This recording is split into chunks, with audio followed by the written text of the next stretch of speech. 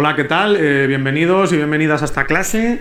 Yo soy Carlos Ferres, soy profesor de digestivo y bueno, tenemos delante de nosotros un tema súper importante para la preparación del MIR. Es un tema que, bueno, todos los años cae o casi todos los años cae en el examen. Y no en vano es importante y es preguntado en el examen MIR porque es un cáncer frecuente, como veremos, relativamente frecuente, que tiene una elevada mortalidad y bueno, y que además en España pues siempre ha sido un país que se ha caracterizado por ser puntero en cuanto a la investigación en hepatología y concretamente también en cáncer de hígado. Y bueno, pues muchas de las preguntas vienen luego de todos estos centros y de todos estos investigadores para el examen MIR. Entonces eso nos hace ser conscientes de la importancia que tiene tanto en la clínica como en el propio examen, porque vais a ver que todos los años cae. Hace poco, hace 2 o 3 años en el MIR hubo un año que no cayó nada de hepatocarcinoma y nos sorprendió a todos porque era una rareza, era una excepción a la regla. Siempre hay al menos una pregunta, a veces podemos ver 2 y raramente 3, pero vamos, es un tema que siempre cae, ¿vale? Entonces, vamos a empezar hablando un poquito sobre las generalidades. Esto es importante recordar. Entonces, empezamos contando, pues, en cuanto a la epidemiología, tenemos la regla del 6, 4 y 2. 6, ¿qué significa 6? Es el sexto cáncer a nivel global, ¿vale? Estamos en epidemiología a nivel global, a nivel de todo el mundo.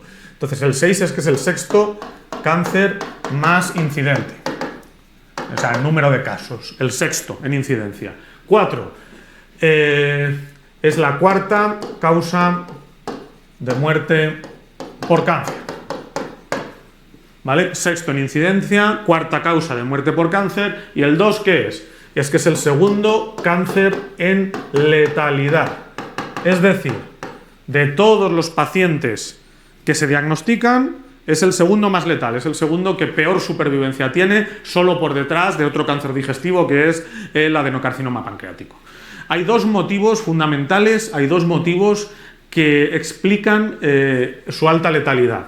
El primero, el 85% de los casos ocurren en África y Asia, normalmente en países pobres o en vías de desarrollo que tienen una elevada prevalencia del virus B, que ahora veremos que la prevalencia de este cáncer, el mapa de prevalencia es superponible al mapa de la hepatitis B crónica. Entonces, en estos países, que la principal causa es la hepatitis B crónica, muchas veces de transmisión vertical, es decir, que o en la infancia, que el paciente lo tiene toda la vida. En estos países que además hay 2 cuestiones importantísimas, como son países pobres o en vías de desarrollo, no tenemos acceso al cribado y no tenemos acceso prácticamente a casi ninguno de los tratamientos que vamos a ver. Entonces, esto explica su elevada mortalidad.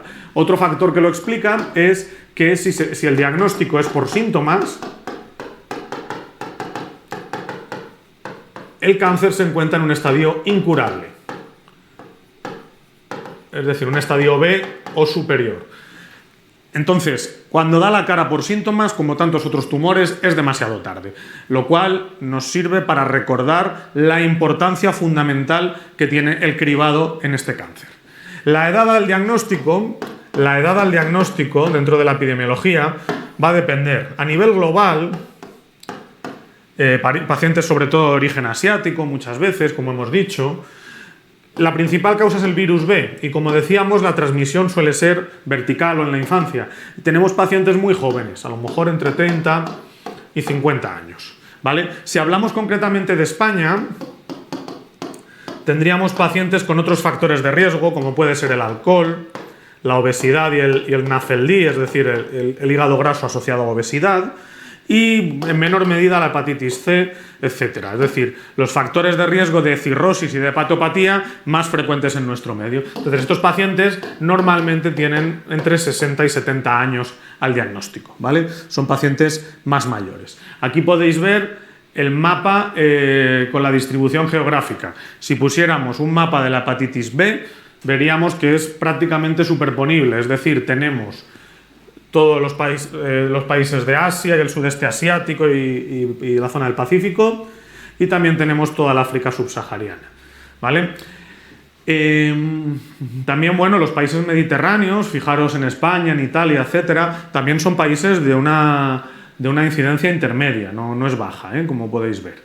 Entonces, bien, continuamos viendo algunos de las cuestiones importantes a recordar sobre el hepatocarcinoma. Es el tumor maligno primario más frecuente del hígado. ¿Vale? Tumor o LOE, lo mismo es, lesión ocupante de espacio. Vale, conceptos importantes. LOE, lesión ocupante de espacio, es un concepto fundamentalmente radiológico. Vamos a ver que las pruebas radiológicas van a ser fundamentales en el diagnóstico de esta enfermedad. Entonces, cuando hablamos de LOE es cualquier lesión dentro del hígado que ocupe espacio, lesión ocupante de espacio. La mayoría de las LOEs son benignas, en el hígado y en todas partes, afortunadamente. En el hígado, ¿qué son? Quistes, hemangiomas, ¿vale? Lesiones benignas. Ahora, si nos preguntaran cuál es la LOE de naturaleza maligna más frecuente, dentro de las malignas es normalmente la afectación secundaria, es decir, las metástasis. Recordar, metástasis de adenocarcinomas digestivos, todas ellas van por la puerta al hígado. Adenocarcinoma de estómago, de páncreas o de colon, es lo más frecuente. Ahora bien, si nos dijeran LOE, lesión maligna primaria, tendríamos el hepatocarcinoma sin duda. Y a continuación el colangiocarcinoma. Recordar que células primarias fundamentalmente hay dos, los hepatocitos y los colangiocitos. Entonces tendríamos hepatocarcinoma y colangiocarcinoma. Bien, ¿por qué digo esto? Por una pregunta que cayó en el MIR hace unos años, en la cual teníamos un caso que era una pregunta con imagen, y en la imagen veíamos un hígado cirrótico con una lesión, con un nódulo. Entonces, estaba la anatomía patológica macroscópica, que se veía claramente un hígado cirrótico con un nódulo, con un cáncer, y luego teníamos la microscópica. Entonces, ¿qué respondió todo el mundo a esa pregunta? Pues bien, respondió que se observa un hígado cirrótico con un hepatocarcinoma. La falló el 90% de los opositores. ¿Por qué? Porque si mirabas la anatomía patológica microscópica era un colangiocarcinoma, se veía un cáncer que formaba conductos, eso es como los conductos biliares. Entonces era un colangio, había que mirar la micro. Entonces, bueno, aquel entonces se falló. ¿Por qué? Porque no lo habíamos explicado en clase. Pero ya tenemos que explicar que la cirrosis, además de ser un factor de riesgo bien establecido para tener hepatocarcinoma, que eso ya lo sabemos todos, o lo deberíamos de saber porque el cirrosis, hepatocarcinoma es una de las complicaciones más importantes, tenemos que saber ya, porque lo han preguntado, una pregunta con bastante mala leche, pero bueno, que la cirrosis también aumenta el riesgo de tener colangiocarcinoma, que en general el colangiocarcinoma además tiene un pronóstico bastante peor que el hepatocarcinoma. Incluso en algunos pacientes vemos tumores de estirpe mixta, lo que se conoce como un hepatocolangiocarcinoma. ¿Vale? Esto se explica ¿por qué? Porque la célula progenitora es la misma. En una zona del lobulillo hepático que se llaman los canales de Herring o los conductos de Herring están las células madre que se pueden diferenciar hacia hepatocitos cuando se diferencian hacia la vena centrolobulillar o hacia colangiocitos cuando esta diferenciación es proliferando hacia el espacio porta. Bueno, tampoco es muy importante, pero sí que es verdad que recordáis que un cirrótico tiene hepatocarcinomas y también puede tener colangios e incluso tumores de estirpe mixta, ¿vale? Entonces, el 90% de los hepatocarcinomas, CHC es carcinoma hepatocelular, que es la abreviatura que más vamos a utilizar, el 90% de los hepatocarcinomas asientan sobre una cirrosis.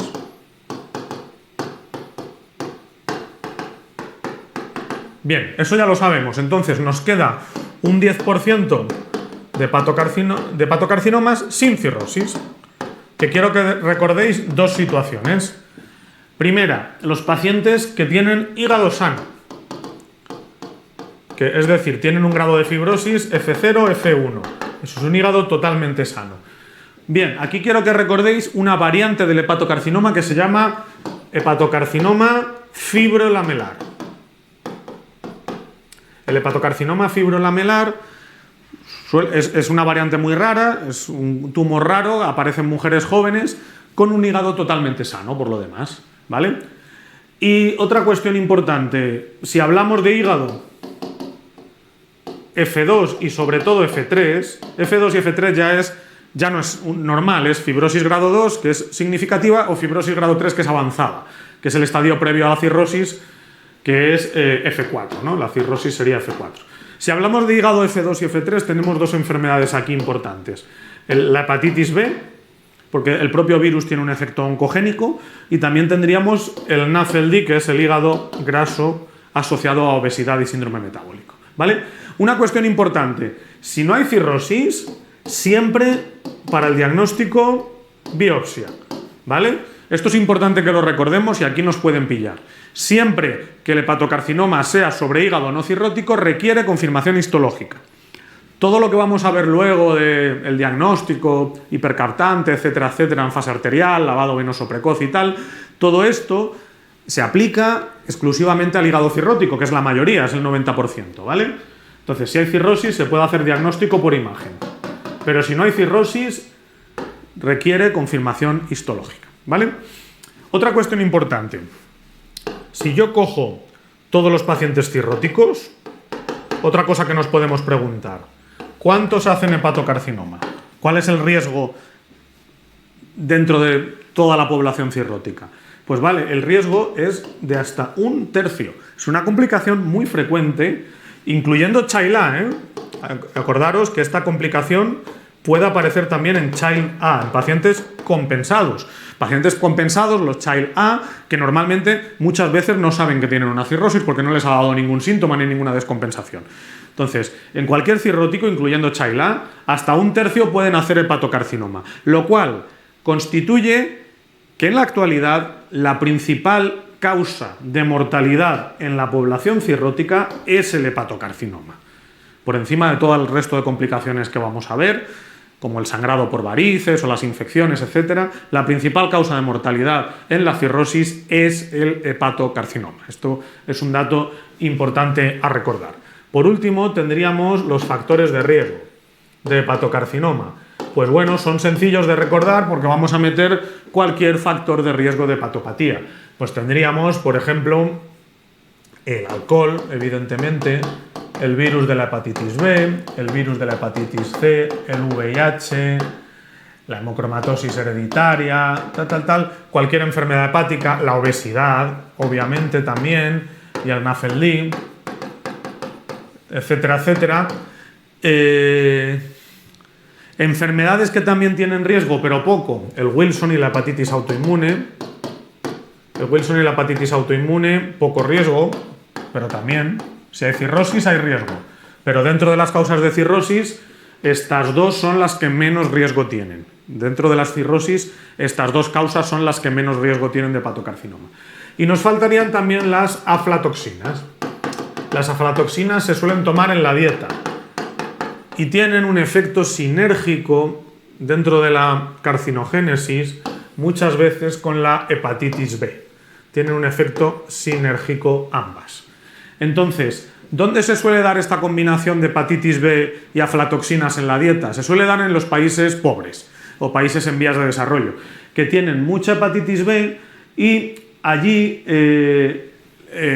los cereales, la harina, no se conservan en situaciones, o muchas veces no se pueden conservar, sobre todo si son zonas a lo mejor tropicales, con mucha humedad, no se pueden conservar de forma adecuada. Entonces se forman humedades en los graneros, etcétera, etcétera, aparecen hongos y esos hongos, que son del género Aspergillus, son los que producen aflatoxinas que luego contaminan la harina, contaminan el pan y por eso las toxinas estas se toman en la dieta. ¿Por qué os explico esto? Bueno, porque es un carcinógeno bastante típico del hepatocarcinoma y lo podrían preguntar. Las aflatoxinas que aparecen, que se pueden ingerir de forma inadvertida en la dieta, sobre todo cuando la harina o los cereales no están almacenados de forma adecuada, ¿vale? Recordad que las producen hongos del género Aspergillus. Ok, bien, esto sería un poquito la introducción y las características importantes del tumor. Vamos a continuar contando el cribado. El cribado es fundamental en este cáncer porque tenemos una población bien definida y porque hemos dicho que es necesario diagnosticarlo antes de que aparezcan los síntomas, en una fase presintomática, que además suele ser bastante larga, al menos nos da tiempo a detectar el tumor y poderlo tratar en estadios precoces. Por lo tanto, el cribado es fundamental. ¿Cómo se hace el cribado? Bien, como bien sabéis, se hace una ecografía abdominal cada 6 meses. ¿A quién? ¿Cuál es la población que hay que cribar? Pues a todo paciente cirrótico y algunos virus B y NAFLD precirróticos, sobre todo F3, sobre todo. ¿Vale? A todo cirrótico y algunos NAFLD y virus B precirróticos. Alguno se preguntará, ¿se hace la alfa-fetoproteína? Pues actualmente no está indicada. ¿Por qué no está indicado? Pues por 2 motivos. Tiene poca sensibilidad. Es decir, tiene muchos o puede tener un aumento de los falsos negativos. Entonces, recordar que para el cribado queremos pruebas que sean muy sensibles y que por lo tanto tengan pocos falsos negativos. Solo el 10% de los hepatocarcinomas precoces producen un aumento de alfa-fetoproteína. Por lo tanto, no vale en estadios precoces. La alfa-fetoproteína no se suele elevar en estadios precoces y por lo tanto no vale para el cribado. ¿Cuándo se eleva la alfa-fetoproteína? Pues normalmente en enfermedad avanzada, enfermedad metastásica sobre todo, tumores pobremente diferenciados y agresivos. Al fin y al cabo, ¿por qué se produce alfa-fetoproteína? Si es una proteína del hígado fetal, como su nombre indica. Se produce porque las células tumorales, cuanto más agresivas son, normalmente menos diferenciadas están y por eso producen proteínas fetales. Así que no sirve para el cribado por este motivo. Y es que además también es poco específica y por lo tanto tiene un aumento de falsos positivos.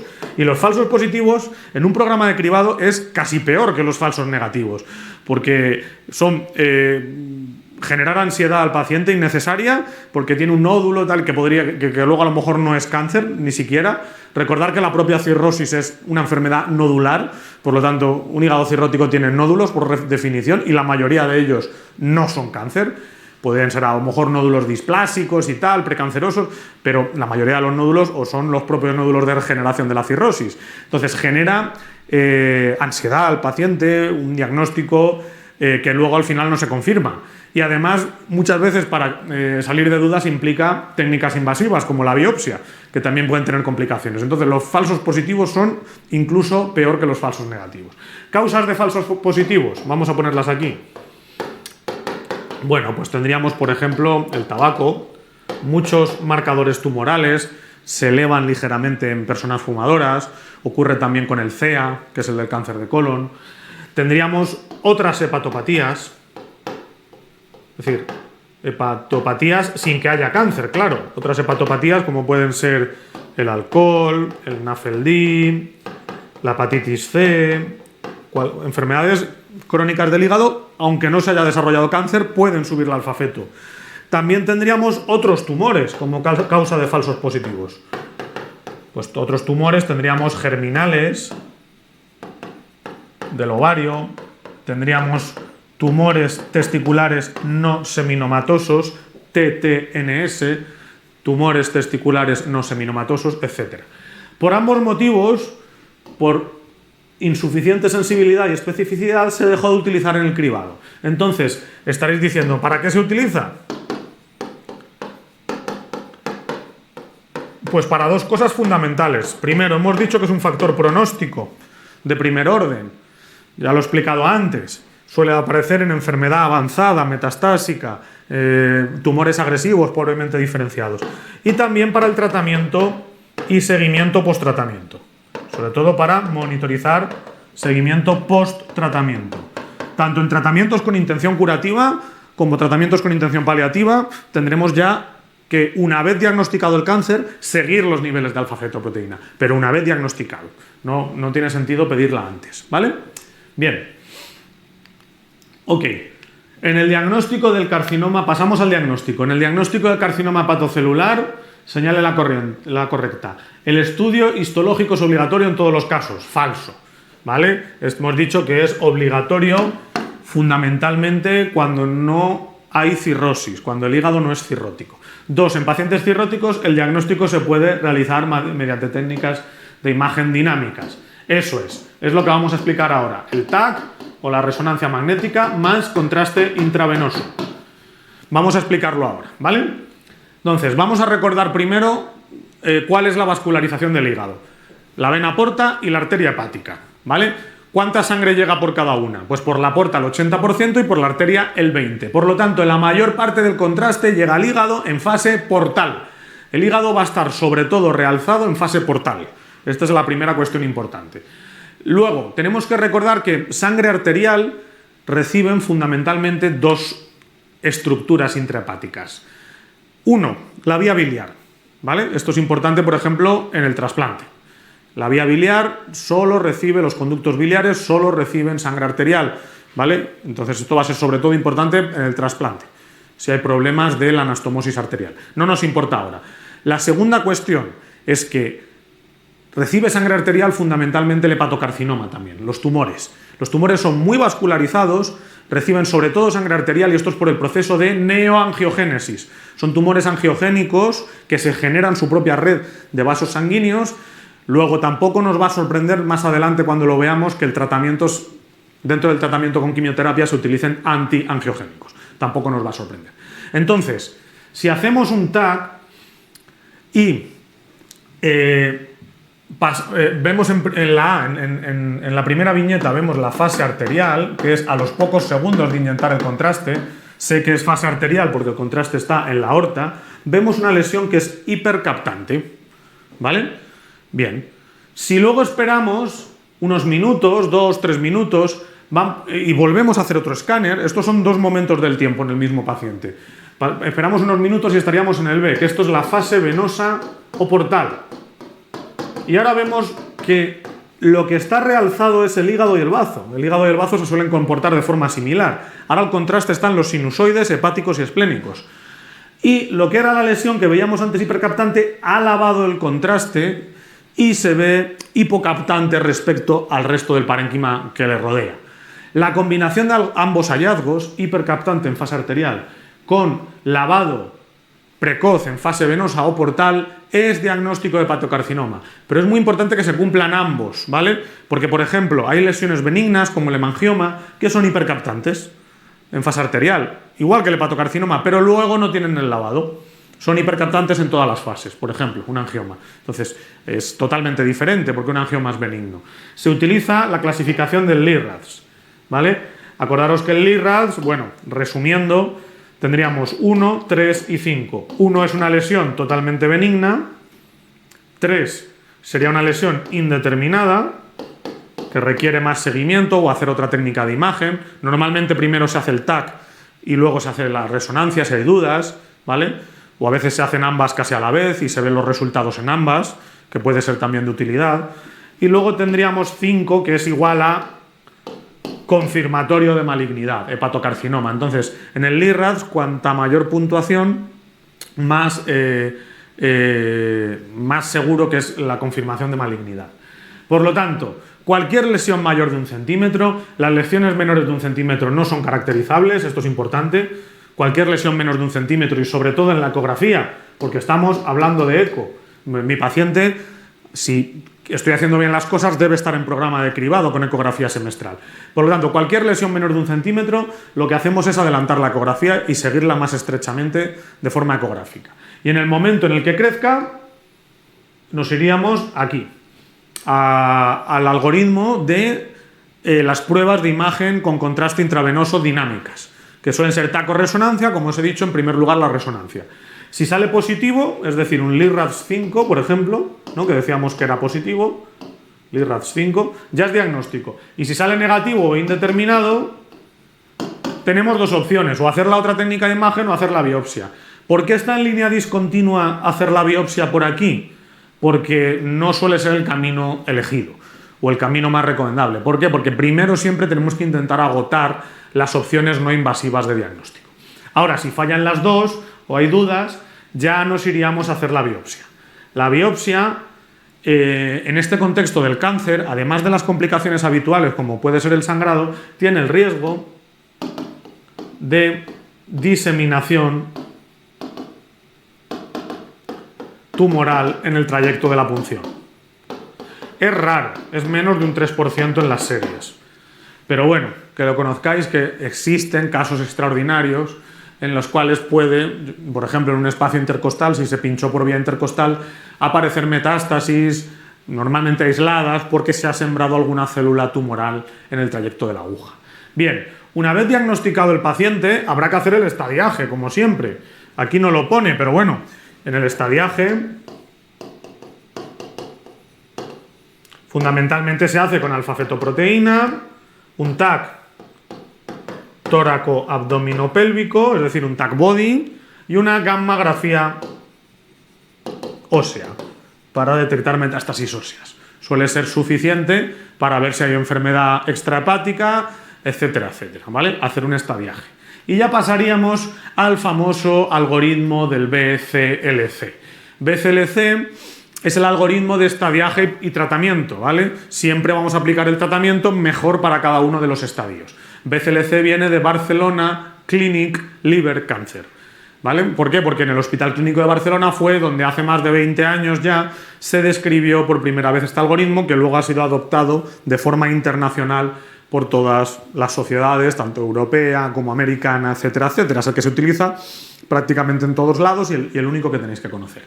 Entonces, antes de pasar al algoritmo del BCLC, vamos a ver de dónde viene el BCLC, cómo está formulado o por qué es importante. El BCLC viene de tener en cuenta tres factores fundamentales en el hepatocarcinoma. Y es que tenemos que ser conscientes que este cáncer no es un cáncer cualquiera. ¿Por qué? Porque asienta sobre un órgano vital, el hígado, que además es único, o sea, riñones tenemos dos, pero hígado solo hay uno, y que además está crónicamente enfermo con una cirrosis la mayoría de las veces.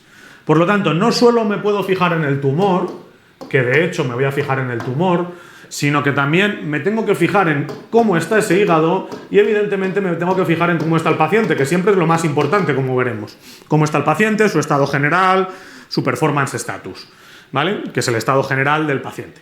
Entonces, vamos a ver, del tumor se utilizará el TNM. El TNM está metido implícito en el algoritmo, ¿vale? Entonces, T hace referencia al tumor primario.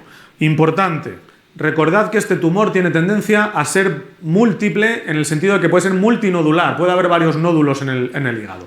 Mientras todos ellos estén dentro del hígado se consideran T, así que en la T metemos número de nódulos, nódulo o nódulos y tamaño de los mismos. Bien, la N es metástasis ganglionares, que normalmente van a afectar primero a los ganglios del hilo hepático y luego a los ganglios del tronco celíaco. Y la M es metástasis en otros órganos, que puede ser el pulmón, los huesos, etcétera, etcétera. Y hay una cuestión importante. Cuando decimos M, también metemos como M, como metástasis extrahepática, la invasión tumoral venosa. O también vista como trombosis tumoral de las venas. ¿De qué venas? Pues de las grandes venas que pasan por el hígado, ramas portales, ramas suprahepáticas. Normalmente afectan más a las ramas portales, pero bueno, puede afectar a cualquiera de las grandes venas intrahepáticas. Esa trombosis tumoral o invasión tumoral de la vena se considera metástasis, ¿vale? A mí la palabra trombosis no me gusta mucho porque puede a veces dar lugar a confusión, porque si uno escucha trombosis imagina un coágulo de sangre. No, cuando hablamos de trombosis en el contexto del hepatocarcinoma, estamos hablando de que el tumor vivo, y sé que está vivo porque capta contraste, por ejemplo, crece dentro de la vena. El trombo es tumor viable creciendo e invadiendo dentro de la vena y capta contraste, por ejemplo, en las pruebas de imagen. Del hígado nos vamos a fijar en dos cosas. El estadio funcional de Child, que puede ser A, B o C. La mayoría de los tratamientos solo se van a poder aplicar a Child A, ¿vale? Es decir, a pacientes compensados, la mayoría. Y luego tenemos también la presencia o no de hipertensión portal o aumento de la bilirrubina, ¿vale? Es decir, si el paciente tiene complicaciones de la hipertensión portal, descompensaciones o aumento de bilirrubina. Y del paciente nos vamos a fijar en el estado general, para lo cual se utiliza, como decíamos, la escala de ECOG PS, Performance Status. ECOG viene de Eastern Cooperative Oncology Group, que es el grupo de oncólogos que desarrolló esta escala, que es el famoso Performance Status, que se utiliza en general en toda la oncología, no solo en este cáncer. La escala va de 0 hasta 4. Pacientes con 0 hasta 2 puntos vamos a decir que tienen un buen estado general, ¿vale? Y por lo tanto van a recibir o pueden recibir tratamiento activo, ¿vale? Tratamiento contra el tumor activo. Pacientes con 3 o 4 de performance status son pacientes que tienen mal estado general, están muy sintomáticos, son dependientes, tienen vida cama-sillón. Son pacientes en los cuales no tiene sentido, no tiene sentido dar tratamiento activo contra el tumor porque ya tienen muy mal pronóstico y muy mala calidad de vida por su enfermedad de base, por la cirrosis, por otras comorbilidades. Entonces a estos pacientes se les da un tratamiento sintomático, un tratamiento de confort y de control únicamente de los síntomas. Luego hay dos conceptos más importantes referidos al paciente que van a ir saliendo, que serían el concepto de paciente trasplantable y el concepto de paciente operable, que son parecidos pero no son iguales. Paciente trasplantable significa si mi paciente puede ser potencial candidato a trasplante, que a efectos prácticos implica tener menos de 70 años, que es la edad límite de trasplante, y no tener contraindicaciones. Por ejemplo, no estar bebiendo alcohol, etcétera, etcétera. Contraindicaciones del trasplante que las tenéis en el tema correspondiente. Y paciente operable significa riesgo quirúrgico. Entendido, pues eso. Me lo duerme el anestesista para hacerle una cirugía, la que sea. O sea, tiene un riesgo quirúrgico asumible. Aquí en el riesgo quirúrgico, como siempre, pues bueno, entra el ASA, entra la edad del paciente, las comorbilidades. Evidentemente hay muchos pacientes que no van a ser operables ni trasplantables. Esto puede ocurrir. Pero puede ocurrir que un paciente sí que sea operable, que tenga un riesgo quirúrgico aceptable, pero que a lo mejor no sea trasplantable porque continúa bebiendo alcohol. Esto podría ocurrir. Pues sí que sea operable y no trasplantable. Bien, en resumen, teniendo en cuenta los tres factores importantes que estamos viendo, el tumor, el hígado y el paciente, teniendo en cuenta estos factores, el BCLC clasifica los estadios de la siguiente manera. Los estadios 0, A, B, C y D. 0 también se llama muy precoz. El estadio A se llama también estadio precoz. El B es el intermedio. El C es el avanzado. Y el D es el estadio terminal. Bien, para los estadios 0 y A, muy precoz y precoz, el tratamiento se aplica con intención curativa. Por lo tanto, para medir los resultados vamos a hablar de supervivencias a 5 años como en la mayoría de los cánceres. Tratamientos con intención curativa, ¿vale? Para los estadios B y C, los tratamientos se dan con intención paliativa, esto es, con la intención de aumentar la mediana de supervivencia con buena calidad de vida. Buena calidad de vida. Aquí la intención no es curativa, pero bueno, son tratamientos que a veces duplican la supervivencia respecto a placebo. O sea, son tratamientos que son importantes también. Y el estadio terminal es el que tiene tratamiento sintomático, que decíamos que era, por ejemplo, los que tenían un performance status de 3-4. Tratamiento sintomático, ¿por qué? Porque la esperanza de vida de estos pacientes es menor de 6 meses, como la de cualquier enfermedad terminal. Entonces, únicamente se hace tratamiento sintomático, medidas de confort, ¿vale? Para que el tiempo que le queda al paciente esté lo mejor posible. Ok, entonces, vamos a hacer el algoritmo del BCLC y os voy a comentar después de hacerlo los tratamientos, ¿vale? Primero haremos el algoritmo, por así decirlo, de arriba hacia abajo, y a continuación iré uno por uno los distintos tratamientos. Haremos el algoritmo, por así decirlo, de abajo hacia arriba. Vamos a empezar, por lo tanto, haciendo el algoritmo. Aquí tenemos todos los pacientes con hepatocarcinoma y los vamos a diferenciar claramente en dos grandes grupos. Los que van a recibir tratamiento activo y los que van a recibir tratamiento sintomático. Vamos con el tratamiento sintomático. Tendríamos los pacientes con mal estado general, con un performance status de 3-4, o pacientes Child C no candidatos a trasplante. Estos, ya lo hemos dicho, formarían el estadio terminal, el estadio D, y por lo tanto requerirán tratamiento sintomático. La esperanza de vida es de menos de 6 meses. Bien, fijaros una cosa, los Child C no trasplantables, ¿qué ocurre con un paciente Child C?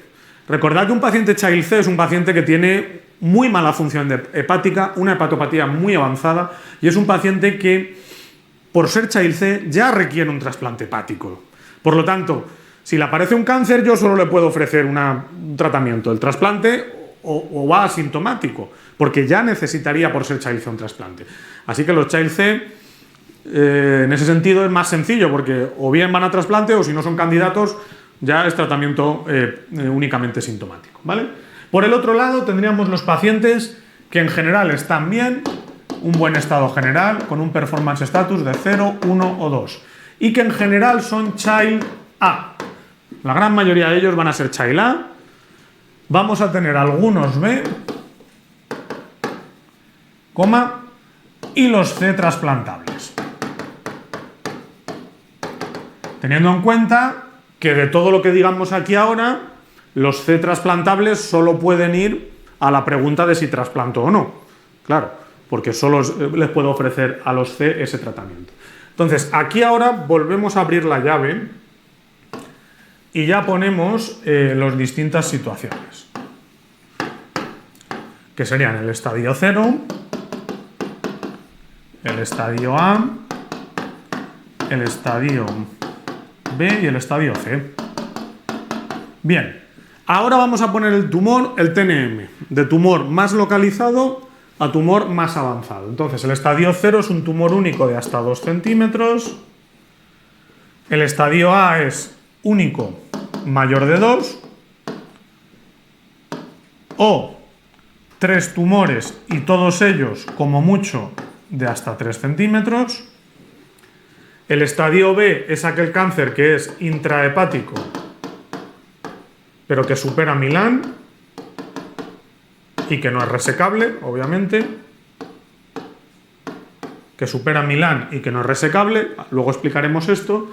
Y el estadio C es el tumor extrahepático, es decir, que es N positivo o M positivo, que tiene metástasis ganglionares, metástasis en otros órganos, incluyendo la trombosis o invasión tumoral venosa. Bien, vamos a empezar por el principio, que es con la resección. La resección es el tratamiento de referencia.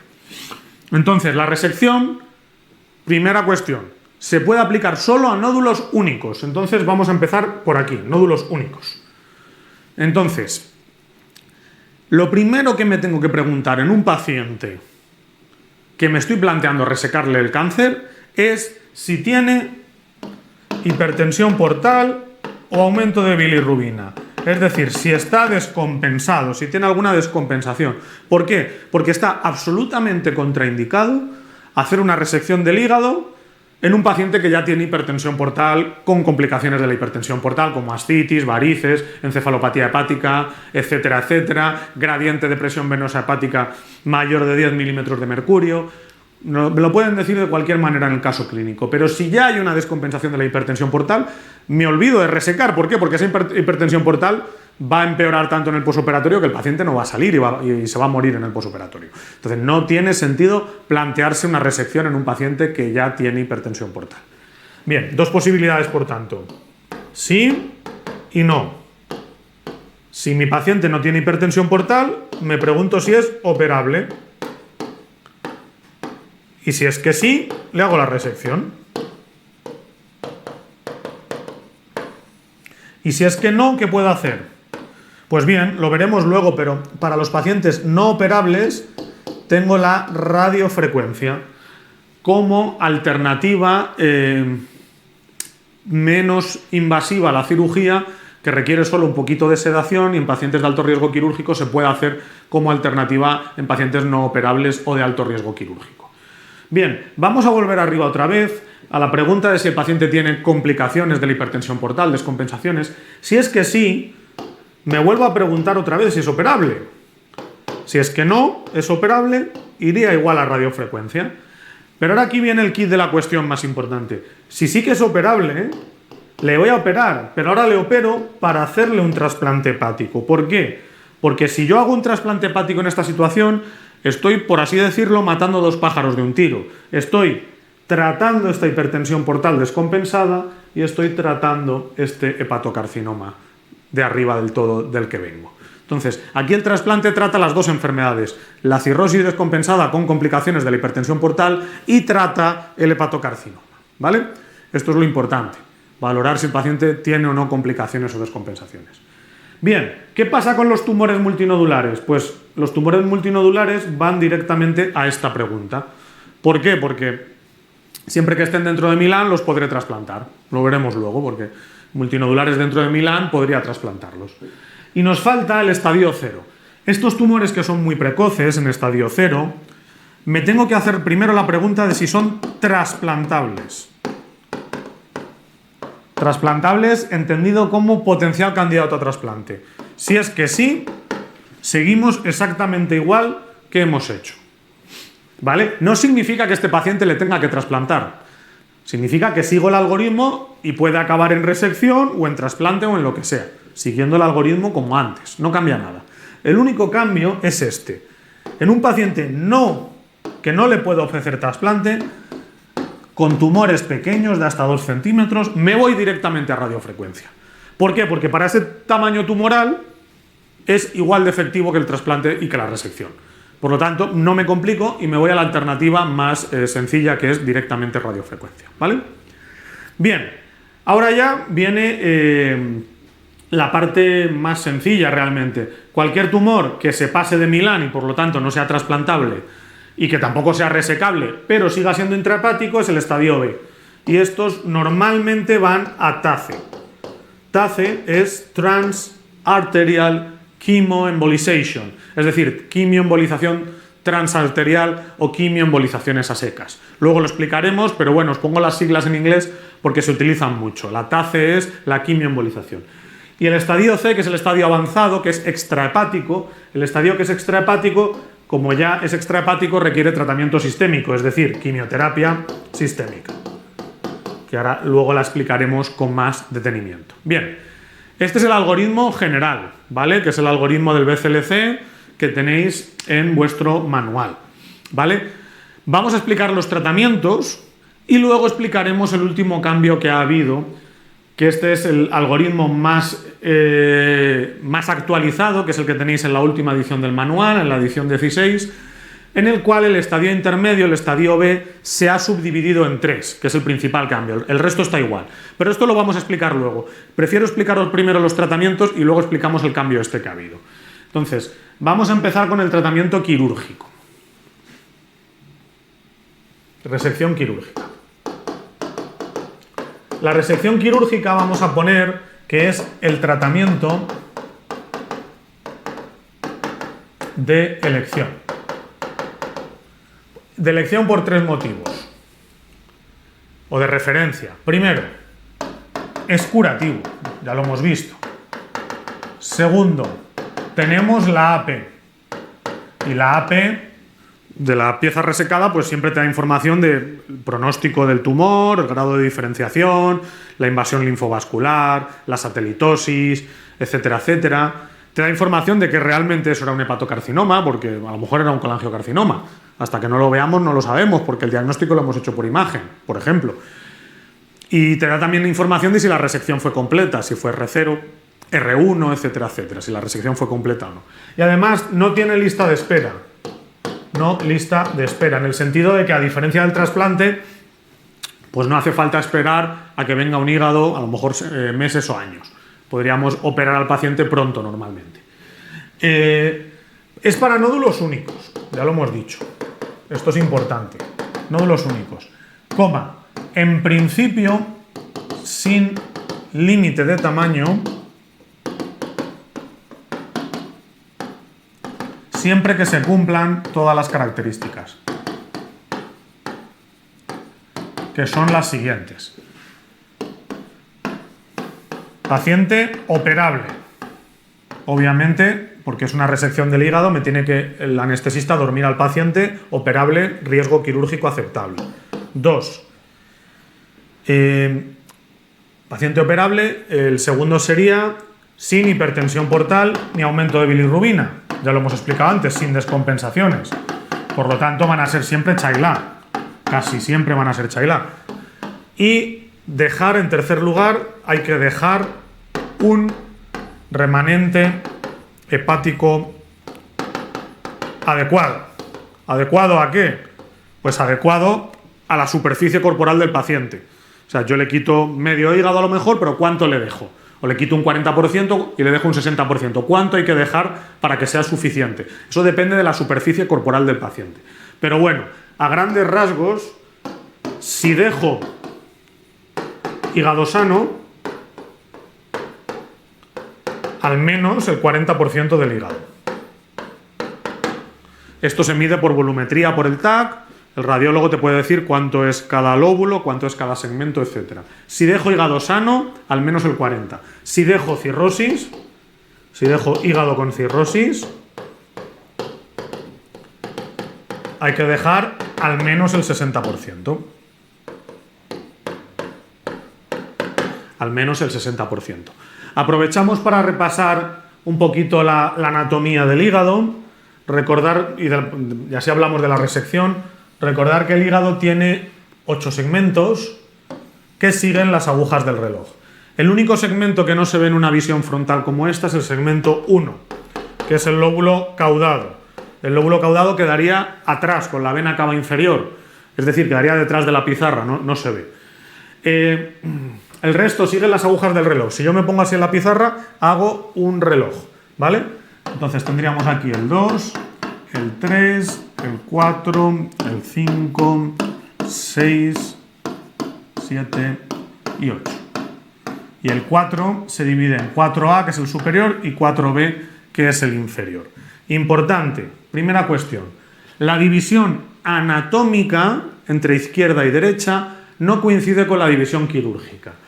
La división anatómica es la que está pintada ahí, con la línea azul esta, que es el ligamento falciforme, y esto de aquí, que es el ligamento redondo.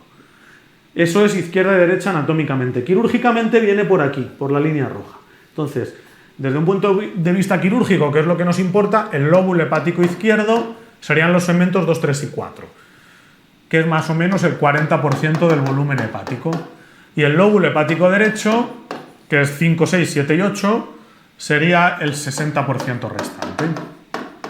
¿Vale? ¿A qué se debe esto? Pues esto se debe fundamentalmente al drenaje de las venas suprahepáticas, que las voy a poner aquí en morado. La vena suprahepática derecha coge estos 4 segmentos y la ponemos por aquí. Luego está la vena suprahepática media, que coge el segmento 4, que se une a la suprahepática izquierda, que coge el 2 y el 3. Entonces, estas tienen normalmente la misma suprahepática, ¿vale? O acaba confluyendo. Por eso la separación entre la izquierda y la derecha es así, ¿vale? Entonces, los tumores hepáticos mejores para la resección normalmente serían los periféricos. Aquí tendríamos el tumor A, periférico en el segmento 6, sería mucho mejor candidato a una resección que un tumor aquí, el tumor B, entre el segmento 3 y el 4B. El tumor B implicaría una resección más agresiva de todo el lóbulo hepático izquierdo, una hemihepatectomía izquierda. El tumor A, bueno, pues se podría hacer una segmentectomía del segmento 6, ¿vale? Y la resección sería, menos extensa, o sea que mejor los tumores periféricos o subcapsulares para la resección, ¿vale? Aquí tenéis la imagen del manual, más bonita desde el punto de vista anatómico, pero es más o menos lo que hemos dicho, ¿vale? Bien, continuamos con el siguiente tratamiento, que sería el trasplante. El trasplante hepático puede ser de dos maneras. De donante vivo, es solo el 5% de los que se hacen en el hígado, y luego está el donante cadáver, que sería el 95%. Bien, de donante vivo se suele hacer poco. ¿Por qué? Por la mortalidad para el donante. Se hace poco, hay poca experiencia quirúrgica y eso a lo mejor se asocia a más complicaciones y es la pescadilla que se muerde la cola. Así que en general en España entre adultos no se suele hacer trasplante de donante vivo. No se suele hacer, porque el donante puede tener complicaciones, morbilidad o incluso mortalidad. ¿Dónde vemos trasplante de donante vivo? Normalmente de padres que a sus hijos le donan el lóbulo hepático izquierdo. Y recordar que como el receptor es un hijo, la causa no suele ser cáncer, a no ser que sea un hepatoblastoma, que es un tumor raro de los niños. Si el receptor es un niño, la causa suele ser una atresia de la vía biliar. Vamos al donante cadáver, que es el más habitual cuando hablamos de trasplante hepático en adultos en general. Donante cadáver, importante, tiene que estar Milan in. Es decir, no se trasplantan, salvo algunos criterios expandidos que luego diremos, pero en general no se trasplanta fuera de los criterios de Milán. Los criterios de Milán es un tumor único de hasta 5 centímetros o 3 tumores y que todos ellos sean como mucho de hasta 3 centímetros. Los famosos criterios de Milán. Nos delimitan hasta dónde podemos trasplantar con seguridad. ¿Seguridad de qué? De que no haya un porcentaje de recidivas inadecuado en el post-trasplante. El child. ¿Qué child tienen los pacientes que sometemos a trasplante? Pues me da igual. ¿Por qué? Porque me sirve para cualquiera de los 3 estadios. El paciente tiene que ser operable, obviamente, como riesgo quirúrgico aceptable. Es una cirugía muy importante de entre 8 y 12 horas, puede durar un trasplante hepático. Y el paciente tiene que ser trasplantable, obviamente. Tiene que ser potencial candidato a trasplante, si no, no le puedo meter en lista de espera. Recordar, trasplantables que tengan menos de 70 años y que no haya contraindicaciones. Por último, ¿qué pasa si el paciente está más de 6 meses en lista de espera? Si el paciente está más de 6 meses en lista de espera, corremos el riesgo de que el tumor progrese, y una vez progrese, si nos salimos de Milán, que hemos dicho que es el límite para poder trasplantar, habría que sacar al paciente de lista de espera por progresión, y además sabemos que se ha metido en un estadio incurable, que es el siguiente, el estadio B. Por lo tanto, para evitar la progresión del tumor en lista, se aplica tratamiento puente. Y el tratamiento puente se puede hacer o bien con TACE, con quimioembolización, o bien con radiofrecuencia, o con ambos. O con ambos, se pueden combinar ambos. Son tratamientos locorregionales que mantienen a raya el tumor mientras el paciente está en lista y puede ser trasplantado cuando le llegue el turno y un hígado compatible. ¿Vale? Bien, estas serían las generalidades del trasplante hepático. Vamos a continuar con la radiofrecuencia. Aquí tenéis la radiofrecuencia. La radiofrecuencia consiste en una punción percutánea ecoguiada, normalmente, más ablación. Ablación, ¿qué quiere decir? Destrucción del tumor. Se puede utilizar ablación por radiofrecuencia, que es la que estamos hablando, pero hay otras técnicas de ablación que el principio es el mismo, es pinchar el tumor y destruirlo. Otras técnicas, pues puede ser microondas, puede ser crioablación, con frío, o puede ser OH, alcohol, alcoholización del tumor, que es inyectar alcohol puro en el tumor. ¿En qué pacientes está indicada la radiofrecuencia? Pues fundamentalmente en 2 tipos de pacientes. En los no operables por alto riesgo quirúrgico y en los pacientes estadio 0, es decir, tumores de hasta 2 centímetros, no trasplantables. Las contraindicaciones, pues fundamentalmente son por el riesgo de sangrado la coagulopatía grave, también por el riesgo de sangrado los tumores subcapsulares o cercanos a la vesícula. También estaría contraindicado en pacientes con ascitis refractaria. Recordar, pacientes con ascitis refractaria, lo que te tienes que plantear es un trasplante. Es como un paciente Child C. Es un paciente que hay que valorar trasplante, no otro tratamiento. Y por último, tumores no visibles en la eco. Claro, si hemos dicho que nos guiamos por ecografía, pues si el tumor no se diferencia bien por ecografía, no podemos guiarnos para hacer la punción. Entonces, la punción normalmente, aquí lo tenéis, es guiada por eco, y lo que os decía que es importante es que no podemos hacer radiofrecuencia en tumores subcapsulares. ¿Por qué? Porque necesito un margen, una profundidad de seguridad para que la quemadura quede contenida dentro del hígado. Si el tumor estuviera muy superficial, muy subcapsular, se podría producir un sangrado importante, ¿vale? Esto sería la radiofrecuencia. Bien, hemos visto ya los 3 tratamientos curativos, que serían la cirugía, el trasplante y la radiofrecuencia. La radiofrecuencia, se me ha olvidado comentarlo, es mejor cuanto más pequeño es el tumor. La eficacia de la radiofrecuencia en tumores de hasta 2 centímetros es exactamente igual a la resección y el trasplante. O sea, que cuanto más pequeño es el tumor, más concentrada es la quemadura de la radiofrecuencia y mejor eficacia. Vamos a continuar con la TACE, que sería el siguiente tratamiento para el estadio intermedio. La TACE tiene un doble mecanismo, se hace un cateterismo arterial. Esto normalmente lo hace el radiólogo vascular intervencionista, igual que la radiofrecuencia, que también la hace el radiólogo intervencionista. Entonces se pincha la aorta, se pincha la femoral y se sube el catéter por la aorta, por el tronco celíaco, y al final con un microcatéter llegamos hasta la arteria que irriga el tumor. Y ahí se hacen 2 cosas. Primero se suelta quimioterapia intraarterial. Se utiliza la doxorubicina. Se utilizan partículas cargadas de doxorubicina. Y luego se hace una embolización selectiva. Con coils, con espumas, con distintos aparatos intravasculares, normalmente los coils, que son como pequeños muellecitos, que cierran el flujo sanguíneo y producen una isquemia, un infarto del tumor.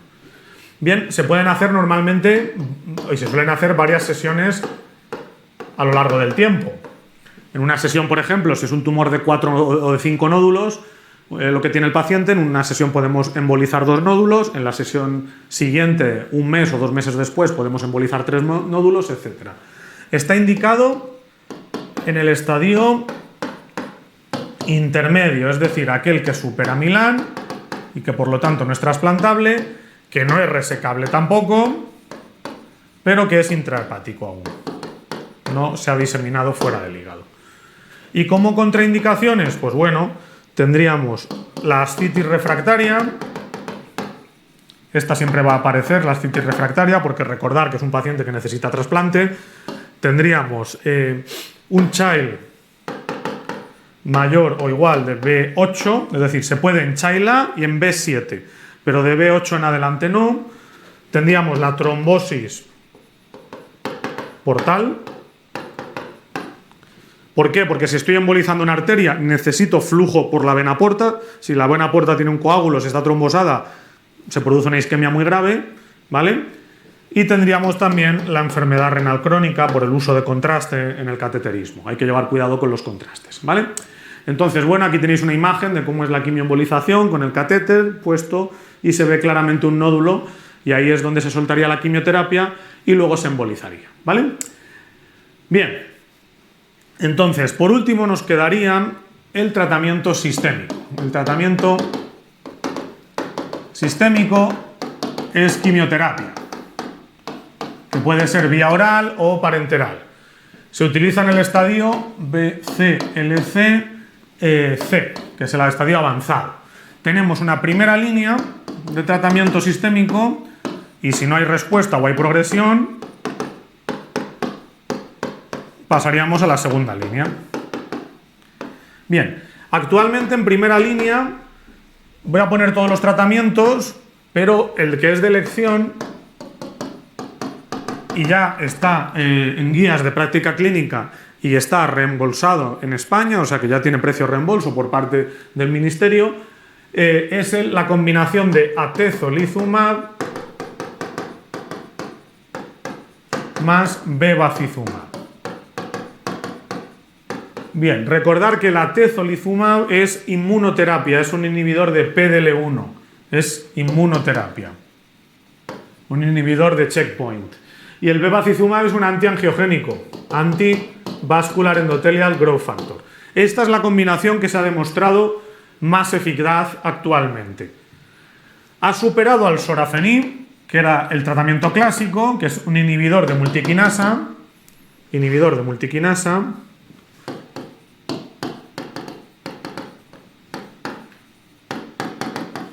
que tiene también efecto antiangiogénico. Y otra alternativa al sorafenib es el lenvatinib, que es similar y se ha demostrado ser no inferior a sorafenib.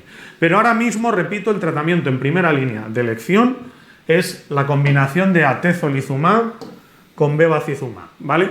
Estos no se pueden dar en pastilla porque son anticuerpos monoclonales, ¿vale? Se dan intravenosos. Los que acaban en IB, que suelen inhibir tirosinquinasas, suelen ser vía oral. En segunda línea tenemos tres opciones. Tenemos el regorafenib, que normalmente se utiliza o se utilizaba después del sorafenib. Tenemos el cabozantinib y por último otro anticuerpo que es el ramucirumab, que este tiene una peculiaridad importante a recordar, que solo es efectivo, solo se puede utilizar si la alfa-fetoproteína es mayor de 400 nanogramos por decilitro. Entonces, cosas interesantes a comentar. Por ejemplo, del sorafenib es interesante comentar, que ya digo que es el que más se ha utilizado clásicamente, es interesante comentar el exantema mano-pie. El exantema mano-pie es un efecto adverso típico de este inhibidor de tirosinquinasa que se ha relacionado con la eficacia antitumoral que presenta el fármaco. Entonces, a más gravedad o presencia de exantema mano-pie, más eficacia antitumoral. También es interesante recordar esto, el ramucirumab con la alfa-fetoproteína, que esto también lo pueden preguntar en el examen, ¿vale?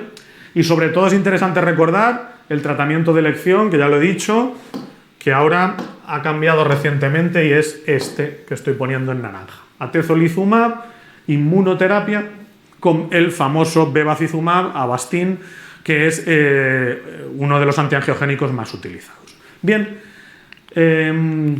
volviendo al algoritmo, fijaros una cosa, este es el algoritmo clásico y en vuestro manual, a partir de la 16 edición, que es el más actualizado, tenéis que el estadio intermedio se ha separado en tres. Se ha separado en tres, ¿por qué? Porque, bueno, cada vez se utilizan más los criterios expandidos de trasplante, que irían a trasplante, obviamente, que es trasplantar a pacientes más allá de los criterios de Milán. Uno de los más utilizados de los expandidos es el criterio up to 7. Up to 7 es hasta 7, sin pasarte de 7. ¿7 qué es?